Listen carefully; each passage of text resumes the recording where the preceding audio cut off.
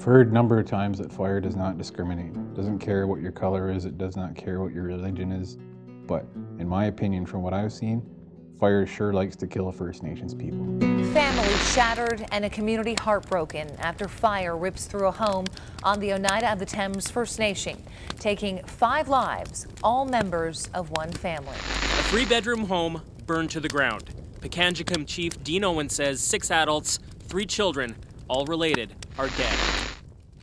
My previous experiences with the North were not as in-depth as these visits that we did over the past week. And you could feel it day after day. We were visiting 3 flying communities a day, and the conditions that they were living in, the lack of fire protection, the lack of training, the lack of available knowledge for them to learn to do the simplest things with fire protection. With every day that passed and every new set of communities that we visited, it just got worse and worse, and then eventually just stayed the same at worst.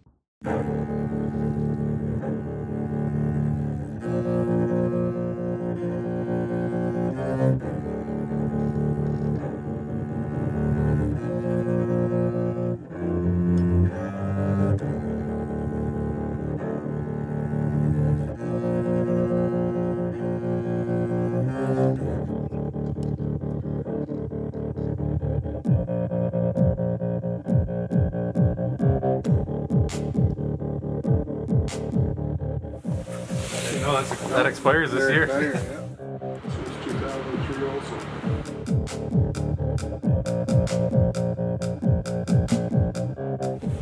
Oh, the hydrant? You want to walk onto the hydrant?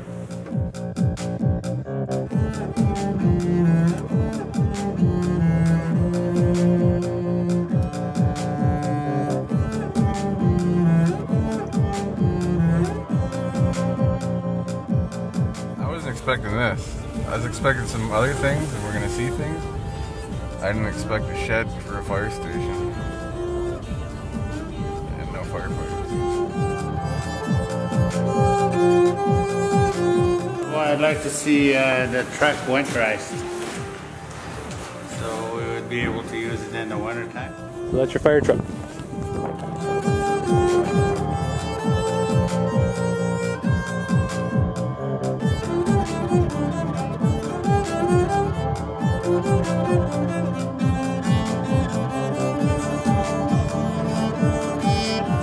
If something tragic were to happen, we'd be the ones to blame, right? It just feels hopeless when you have the equipment but not the resources to tackle a fire.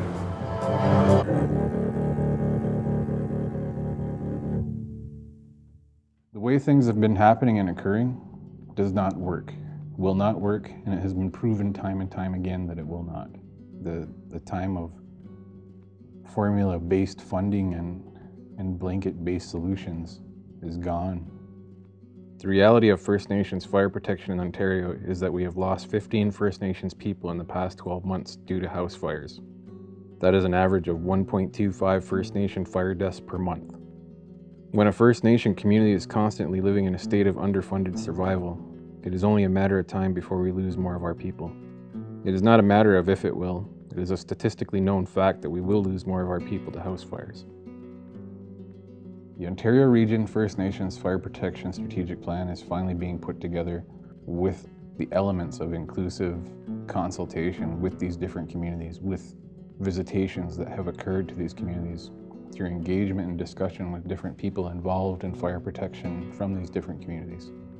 Your Southern First Nations with no remote issues, your semi-remote communities, and your remote flying communities.